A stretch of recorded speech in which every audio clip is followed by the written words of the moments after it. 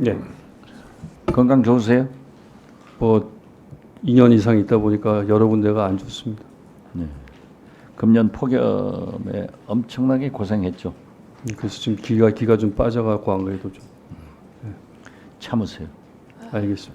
저도 3년 살았어요. 네, 알고 있습니다. 저는 1심에서 20년, 항소심에서 20년 구형받고 12년 선고를 받았지만은 대법원에서 파기환송돼 가지고 살아와서 지금 이렇게 국회의원도 하고 그러잖아요. 저는 이화영 지사의 정의로운 그러한 내용을 잘 알고 있습니다. 아까 이성윤 우리 의원이 질문을 했지만은 김성태 회장 저하고도 잘 압니다. 그리고 제가 김성태 회장하고 잘 아시는 분을 통해서 김성태 회장이 귀국했을 때 이재명 대표를 아느냐 하고 물으라고 그랬어요. 물었더니 전혀 모르고 술자석에서 한번 전화한 기억이 있다. 누가 술 먹다가 바꿔줘서.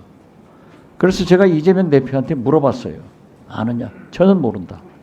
술자석에서 전화 한번 받았다는데 글쎄요, 그건 기억이 없는데요. 저도 정치인이니까 술자석에 있는 사람들이 많이 전화하잖아요. 자, 김성태 회장이 돌아오기 전까지 국정원의 블랙존과 함께 스마트팜 관계로 김성애 통전부 실장 접촉했죠. 제가 말씀해 주십니까? 예, 네, 그렇습니다. 그렇죠? 네, 그래가지고 국정원에서는 그러한 접촉을 하니까 블랙존이 안부수 회장을 협조자로 채용을 합니다. 그랬죠? 그렇습니다. 예. 그런데 김성태 회장이 돌아오니까 처음에는 500만 달러였는데 느닷없이 800만 달러로 하면서 방북 대가로 이재명 대표의 방북 대가로 지급한다. 이렇게 나왔죠. 그렇습니다. 예. 그러니까 국정원에서는 쌍방울이 나노스라는 자회사를 설립해서 주가 조작을 하고 있으니까 협조자인 안부수와의 관계를 정리를 했어요. 그리고 국정원에서 보고서를 내줬죠. 주가 조작이었지 전혀 다른 건 없다. 그렇습니다. 그렇죠? 네. 그런데 왜 검찰에 제출한 것을 검찰은 증거 채택을 안 했죠? 아니 그 뭐 증거를 냈습니다. 내가지고 네, 예. 법원에서 인정을 하지 않았던 거죠. 법원에서 왜 인정을 안 했죠? 뭐 법원에서 1심 판결에 대해서 대단히 부적절하다고 저는 생각하고 있습니다. 좀 다투고 있는 중입니다. 법원이 지금 의원님이 말씀하신 바와 같이 국정원 관련 문건에는 뭐 여러 군데 또 뭐 계기가 되시면 한번 보시면 아시겠지만 제가 주장하고 또 저희 변호인단이 주장한 내용이 그 안에 다 적시가 되어져 있는데 그 부분에 대해서 대단히 아주 그 안부수의 허위 증언, 허위 보고한 것 한 부분만 인용을 해가지고 그것이 제 유죄 판단의 근거가 돼서 지금 재판이 진행되고 있어서 저희들도 그 부분을 규명하려고 하고 있습니다. 그러니까 국정원의 블랙존이 관계를 하다가 쌍방울에서 주가 조작으로 이것을 대북 관계를 활용하니까 국정원으로서는 개인 회사의 주가 조작 관계에 대해서 우리가 관련할 수 없다 하고 끊었잖아요. 그랬었습니다. 네? 그랬습니다. 그런데 그러한 문건을 사법부에서 국가기관인 대공 최고의 정보기관 국정원의 문건을 왜 증거로 채택 안 했죠?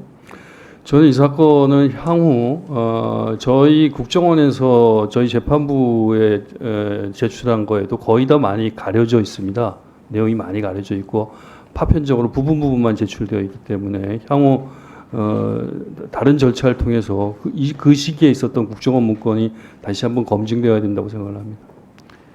제가 정보위원이기 때문에 국정감사에서 그것을 한번 보려고 그래요. 네네. 그런데 국정원이 쌍방울의 대북 사업이 제대로 이루어졌으면은 안부수 회장을 통해서 계속 팔로우업을 했을 거예요. 그렇습니다. 그런데 주가 조작으로 활용하고 있으니까 대북 사업에 국정원이 협조해서 개인 회사의 주가 조작에 활용될 수 없다고 끊은 거 아니에요. 그랬었습니다. 그렇죠? 예.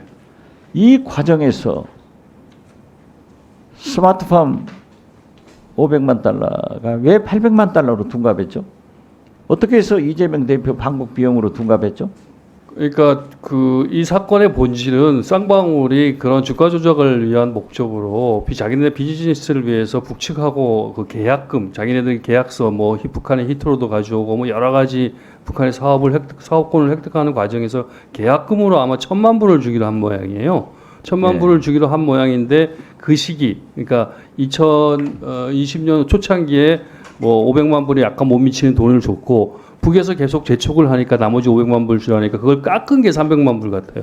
그래갖고도 나머지를 주고 그러면서 이제 이 두 일이 진행된 것들 500만 불하고 300만 불 준 정황들을 맞추다 보니까 하나는 그 당시에 스마트팜 비용을 대신해서 줬다고 하고 그 뒷부분은 아무 근거가 없으니까 갑자기 이재명 지사의 방북 비용을 대납해 줬다 이렇게 이제 거기에서 갑자기 뛰쳐나온 거죠. 갑자기 뛰쳐나온 거죠. 예.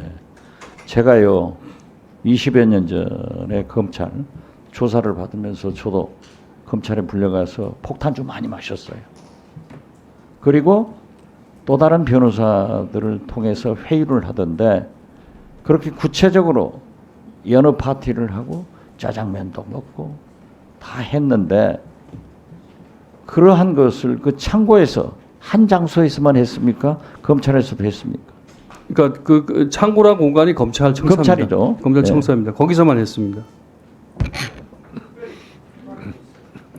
아니 뭐 의원님이 뭐 국정원에서 최고 책임자도 경험하셨으니까 저는 이 사건 초창기에 제가 과거에 국회의원 할 때 저도 통일외교통상위원회를 하면서 북한을 여러 차례 방북했었던 경험이 있어서 그 뒤에 이명박 정부 때 제가 국정원에서 조사를 받았습니다. 그때의 활동 때문에. 그래서 제가 그 경기도에서 부지사를 맡으면서 제일 먼저 했었던 것이 국정원하고 협력하면서 대북 사업을 하겠다는 생각을 했었던 것입니다. 그래서 그 당시에 지금 의원님이 말씀하신 블랙요원하고 제가 북한하고 상의하고 진행된 모든 것들을 다 공유했습니다. 다 공유했고 다 얘기했고 진행 경과들에 대해서 아주 시시콜콜하게 여기 옆에 있는 신명석 국장도 증언할 수가 있을 것입니다. 국정원하고 다 공유하면서 진행을 해갖고 저는 이 사건 초기에 국정원에서만 입장을 정확하게 밝히면 이건 명확하게 사실관계가 규명된다고 확신을 했었습니다. 그래서 제가 계속 법정에서나 검찰 조사에서 국정원 문건을 보자, 국정원 사람들에 대해서 확인을 해보자라고 얘기했었습니다. 근데 국정원에서 관련된 문건이 많은데 아까 말씀드린 바와 같이 일부만 왔고 거의 또 많이 가려져 있고 또 그 밖에 국정원 문건에 대해서 근본적으로 제가 한두 부분에 대해서는 약간 의심이 있습니다. 그러니까 이를테면 뭐 제가 현금 500만 불을 약속했다라는 표현이 있는데 이거 정말 황당한 표현인데 이런 것들이 어떻게 여기에 적시돼 있지? 이런 지점이 한두 군데 있습니다. 국정원 문건에. 정리해 주시죠. 그래서 제 말씀은 이 국정원과 관련된 부분에 대해서 좀 정보위원도 계시니까 좀 많이 관심을 가지고 이 부분에 대해서 좀 진실을 규명해 줬으면 좋겠어요. 네네네. 그 이화영 증인의 지금 진술 내용을 요약하자면 1심 재판부에서는 국정원의 증거 자료가 재판부에서 배척된 경우가 많이 있다는 거죠, 지금. 그러니까 저희들 주장에 대해서 국정원 문건에 대해서 국정원 문건이 증거 자료로 증거로 채택되지 않은 경우도 있는 거죠, 지금. 뭐 대부분 다 그 우리 주장은 안 받아들여져. 그러니까요. 예. 예. 그렇습니다. 지금 유상범 의원님 하신 말씀이 정확한 표현입니다. 그러니까 제가 어떤 보도에 보니까 국정원의 이화영 증인에게 유리한 증거들이 채택이 되지 않은 경우도 있다. 이런 보도를 봤거든요. 네. 그건 사실입니까? 그렇습니다. 저희들 주장을 하나도 받아들이지 않고 그러니까요. 본인들 주장을 입증할 국정원 자료가 증거로 채택되지 않는 경우가 많이 있었다. 그러니까 유상범 의원님이 말씀하신 것처럼 국정원 문건 전부는 증거로 채택이 됐습니다. 네. 근데 그 국정원 문건 속에서 표현되어지는 묘사를 저희들 저의 입장에서 훨씬 저희 주장이 부합되는 내용들에 대해서 재판부가 받아들이지 않았다 이 말씀입니다. 그러니까 유상범 의원이 좀 있으면 질의할 시간을 제가 절약하기 위해서 다시 한번 제가 요약하면 증거로 채택이 됐는데 거기에 피고 이화영 증인에게 유리한 그런 내용들은 채택이 많이 배제됐다 이렇게 이해하면 되겠습니까? 전부 다 배제됐죠. 전부 다 배제됐습니까? 알겠습니다. 자 그러면 대망의 유상범 간사님 신문해 주세요.